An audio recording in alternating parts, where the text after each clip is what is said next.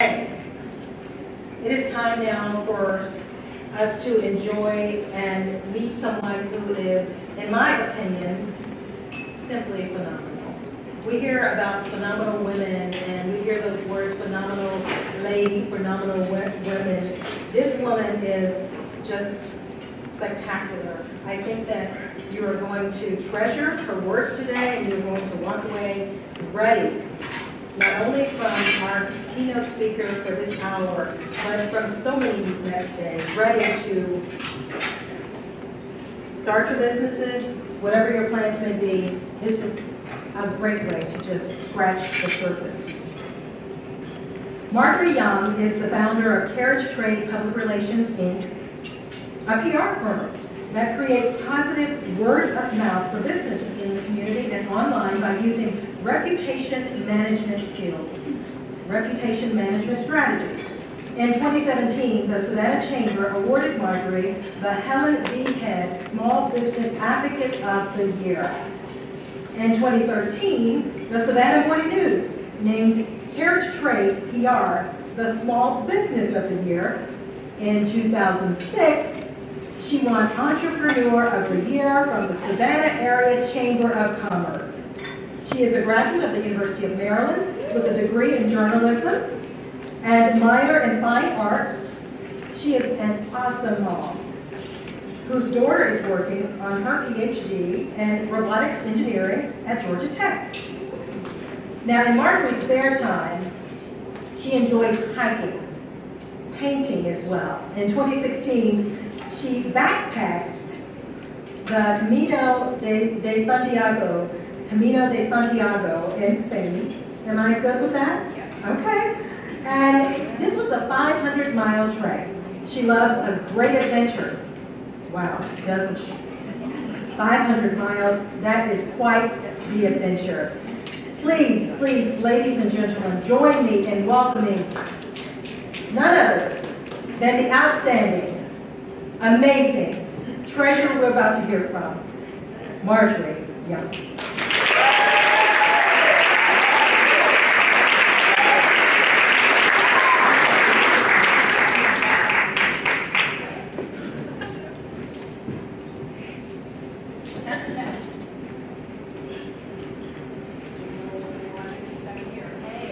Can y'all hear me? Yes. Hey. I am so thrilled to be here at this Thrive concert where women are helping women. And I want to give a big shout out. Where's Lori Brown? She had this vision that we needed more mentoring for women here. So Lori, where are you? Way to go. We really needed more of these events here to help propel us professionally and personally. So, my story begins in 2012. I was sitting out on my back porch. My daughter, I was an empty nester, single mom. I'm just sitting on the back porch feeling flat. Very, very flat. I was in a rut, and I couldn't figure out why, because I had everything in the world to be grateful for. I had a great business, great house, my health, yet I was feeling flat. I wasn't depressed, but I was flat. And I actually bought a car, a really kind of cool car, thinking that would help, and you know what? So I ended up going online, saying, I'm flat, I'm in a rut, and guess what? A course came up.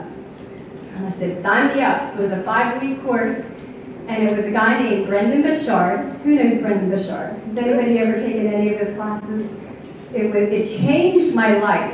I mean, he said there were a lot of small business owners that signed up for his course because all of us like to create. We like to expand. We like a challenge. And obviously, I had gotten to a point in my life where I wasn't feeling challenged. I had been in business almost 20 years. And he said, guys, women, business owners, you got to get out of your comfort zone because that is where life begins. And I went, And he said, you got to get into the next circle, which is the growth zone, the learning zone. That is where you're going to, God bless you. That is where your life is going to bloom. That's where you're going to make the biggest strides. And so his solution was a number of things. He said, you need to create something, you need to start a new business, you need to start a new relationship. He said, learn Spanish, learn to play the piano, just do something. Don't go home and sit on your couch and be in your comfort zone. Nothing great happens in your comfort zone, okay? So one of the first things I did was, now mind you, I had been working almost 20 years. And by myself, I've been, doing 1099s with people the cheating way.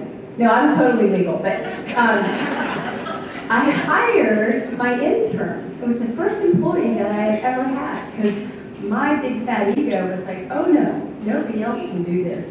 Only I can do this. But I hired Cynthia Wright. Did anybody take her class this morning? She's a rock star. I don't know where she is now. She's probably out there working. But it was the best thing I did. I took a chance. I got out of my comfort zone, and I took a chance, and it worked. So I started to do other things, like I took a whitewater rafting trip out in Idaho. Anybody been on the River of No Return? Yeah. You know about that third ring I was talking about, the danger zone? Yeah. Mostly class 4s. I won't do that again. I was way, way, way, way out of my comfort zone. So, but then, on January 19th, 2016, I was up in Atlanta visiting my daughter, and she's working like crazy on this PhD. Oh my God, I wish it was over. I said, let's go take a break. So, we went down to Atlantic Station. Anybody been to Atlantic Station in Atlanta? Yeah. They got the great movie theater, the big, huge screens. And we saw the movie Wild. Who's seen that movie? It's about a 23-year-old woman who walks the Pacific Crest Trail, 2,000 miles. And we're watching it, and it comes to a scene in the movie where they're in the hospital and her mother's dying. And the doctors are like, swinging their head, and the young girl starts crying. Well, I lost it in the movie theater. I was like, oh my God. Because on that exact night, 30 years prior, my mother died in my arms. And I started crying. I started crying, and it was 30 years later, I realized I had a lot of unresolved sadness. And right there, my daughter's going, I don't have any tissue, Mom, you want to leave? I said, no, I want to walk. I am going to find a walk to walk in honor of my mother. And boy, right then and there, all that brain chemistry, all that dopamine started pouring in, and I started to feel myself get out of a rut. And so the next day, I go to REI, which is now like my favorite store. And at the time, I had high heels, and I walked in, I was like, hey, I just saw this movie last night, and I want to go on a walk, like maybe like on the Appalachian Trail or something. He goes like this. So he grabbed a backpack. It was about 60-liter big backpack. And then he put it on my back, and he started to add 5 pounds of sand at a time. And I get to 35 pounds, and I'm like this. I'm like, I can't even stand, much less walk 2,000 miles on the Appalachian Trail. And it was funny, there was a woman laughing to the side of me, and she said, excuse me, have you ever heard of the Camino de Santiago? She said, you only have to carry a 10-pound backpack. I went, oh, sign me up. And she said, yeah, it goes from, you start in Saint-Jean-Pied-de-Port, which is in France, and you walk over the Pyrenees, and you walk all the way to the other side of the country of Spain. You walk across the entire country, and it's only 500 miles. So I said, 2,000 miles, 500 miles. I'll do the Camino. And I ended up exchanging the backpack that he had on me. I said, I want the other one. I need a smaller one. I need a 38 liter. Well, that's what he told me I needed. And man, my brain was so happy. I ended up driving home from driving home from Atlanta to Savannah, where I live. And, you know, that's a 4.5-hour drive, and it felt like 20 minutes. Because I was listening to podcasts, I was learning all this new stuff on what I needed to pack. And the first thing I did was join a gym when I got home. I hated gyms until I made the decision to walk the Camino. But man, I'm telling you, I came home at night and I would sit down on the couch and I would be like, nope, it's my comfort zone, I gotta get out of it. And I drive over to the gym and I walk 3 to 5 miles every single night, and twice a week I would do 15 miles. One of the most favorite things was packing. I learned that the weather was between 40 at night and 100 during the day. So how do you pack 10 pounds for a 500-mile hike through the mountains? My first pack was at 22 pounds. Second pack was at 20. Then I realized, oh, I guess I can't take my pajamas. I guess I can't take all my little creams, my makeup, my deodorant, you know. I couldn't take all that stuff. So I finally got down to 12 pounds. And I was so excited because I had gotten rid of all the toiletries. Guys, this is what I packed. That is a half a bar of soap, because it weighs less, a toothbrush, and a little dental floss. This bar of soap, FYI, can wash your hair, it can wash your clothes, and it can wash you, and if you're really brave, you can brush your teeth with it, but I wasn't that brave. It was worth a few extra ounces. So that was super cool. I had so much fun. So I got to the point where I was down to 12 pounds, and I called my cousin on FaceTime. I said, Nancy, look, I'm at 12 pounds. And she's looking at me on FaceTime. She said, Marjorie, were your tags still on that bag? And I said, She said, when are you going to cut them off? I said, well, you know what, Nancy? I'm having a really good time just at the gym, and, you know, I'm out of my rut. I'm feeling really good. I'm not really sure if I need to walk 500 miles. I'm okay. She put her hands on her hips and she said, if you don't show up, you will regret that the rest of your life. It's like, yeah, you're right. She said, if you get on the trail and you really hate it, get off. Right, okay. So I went into the kitchen drawer, pulled out my meat cutting scissors and cut off the tag. And I was off to the races. August 28th, I showed up at the Savannah airport with my backpack. It was a real early flight. And I get to fly free, don't hate me. My brother is a captain with one of the major airlines. Yeah. So I made it all the way up to Newark. I was like, cool, this is going really well. 6:30 that night with international flights, I go up to the gate for Madrid. And the lady said, I'm sorry, there are no seats left.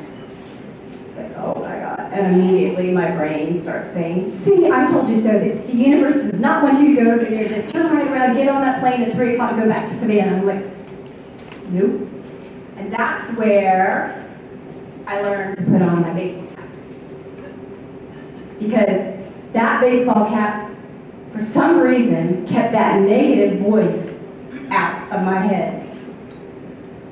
Doing this walk was really a fight between my negative brain and making it on this walk. So I walked down to the next gate, and Barcelona was oversold, and Munich was oversold, and Milan was oversold. Guess where I ended up flying into? Venice. So I just had to rent a little Cinquecento car, and they didn't have an automatic, so I got to drive a stick. I hadn't done that for years. That was out of my comfort zone. And I drove all across Italy, well, it's not that big, drove all across southern France, and I finally arrived in the mountains of where the starting point is Saint-Jean-Pied-de-Port. And as I'm driving, the mountains are getting bigger and bigger and bigger, and my voice is getting louder and louder, like, oh my God, you're gonna get lost. You don't even know how to use a compass. What are you doing here by yourself? And I put my baseball cap back on, and it kept me in the now, and it kept me from listening to this negative voice. Couldn't believe it. So I found a hostel, and it was a really bleak little room. It was a wood floor, really high ceilings with one dangling light bulb, and the bed was a white wrought iron bed with a mattress about the size of a pancake. And I literally didn't eat dinner that night. I stared at the ceiling, I stared at my backpack, and I don't know, I was a mess that night. And at about 4:30 or 5 o'clock in the morning, it got really cold, because that's what it does in the Pyrenees. It gets really cold at night. And I ended up going to close the window, because it was wide open. It was a really, really tall ceiling, and I couldn't make it move. So I remember looking out the window and looking up to the right, and there was this big black void. I knew it was the mountains, but I couldn't tell like where the mountain ended and where the sky met. I mean, it was so black. And then I remember looking down and to the right, and I could see some people heading to the starting point, and their little flashlights were just bobbing in the night, and I could hear their trekking poles. And at that point, I got like really weak, and I went down to my knees. And I said, God, please be with me. I am so scared. Please keep me safe. Please keep me healthy. And please, for heaven's sakes, help me stop this negative voice. I can do it. I just got to stop listening to this voice. And I got up, put my baseball cap on, stayed in the now, and got to the starting line. There's a gate you walk through. And I did it right September 1st, right at 7 a.m. when I visualized this so many months ago. And you walk. That first day was, the guidebook only said it was going to be 7 hours. It took me 13. And when I finally, what was like on the last hour, I could see way down in the mountains, in the valley, the monastery. It was like, it would look so close, like you could throw a rock and it would hit the roof, but it still took another hour to get down there. And once I got down there, they were like, why so late? I said, well, the guidebook said it was only 7 hours, so I thought I was doing pretty good. But they said, well, unfortunately, all the beds are taken. So they said, all you have to do is just walk another half mile down to some temporary shelter. But I made it. And I was so confident. The next morning I woke up and I'm headed down the road, and there's a sign, and it said, 790 more kilometers to Santiago. And I put my baseball cap back on. I was like, all right, don't freak out about it. It's just one step at a time. That's all we have, guys. It's one step at a time. And at halfway through, at 250 miles, there is a huge iron cross up another huge mountain as big as the Pyrenees. And I climbed up that mountain, and the tradition on the Camino de Santiago is to take a pebble or a stone and leave it as a prayer or an intention. And I had the intention of leaving this sadness behind that I had with my mom for so many years. And I did. And it was super, super emotional. But really, when you put that stone down, you feel a shift in energy. You really, really do. I also carried about 30 other stones. I think I carried one for you, Meg. And I left them up there. Meg, by the way, is my roommate from college at the University of Maryland. She moved down here 4 years ago. Who knew? How crazy is that? Cool. Anyhow, October 10th, I walked into Santiago at 3 p.m. and it was the most incredible feeling of, wow, I walked 500 miles. I can't believe it. But more than that, what I couldn't believe is that I found the courage to overcome that negative talk in my head. That Camino, it's physical, but it's absolutely more of a mental walk than anything else. Just like our life. If you can overcome that negative voice and other people being negative, stay away from the negative energy, you, sisters, y'all can do anything you want to do. I'm serious.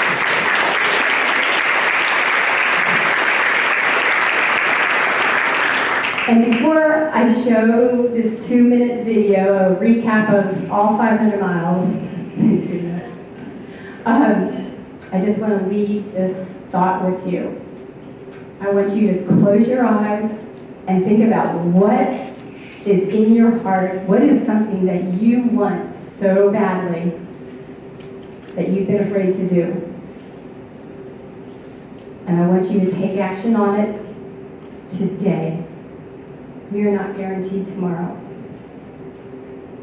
Start making plans for success and happy brain chemistry, because it works. So thank you very much.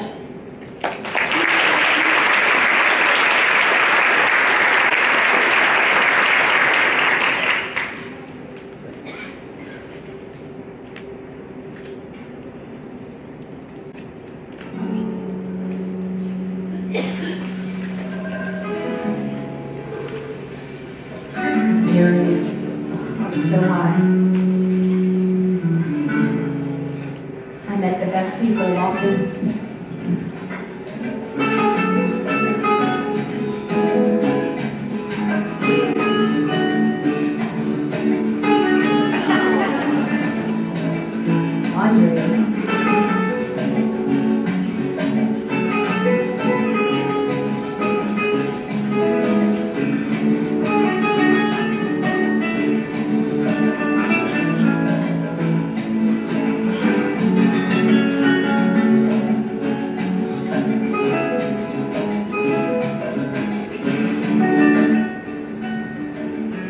So we've been walking since 8 o'clock this morning, and apparently this is the city we're walking to exact 4.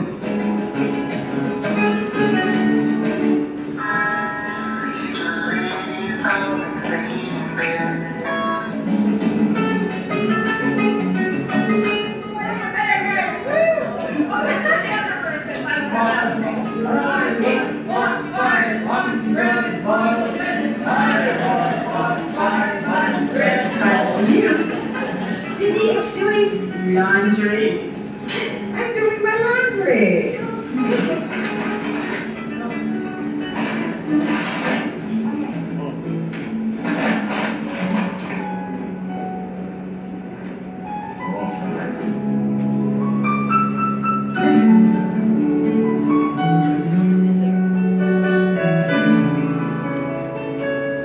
About 10 miles away, we left this morning at 6 a.m. It's still dark out,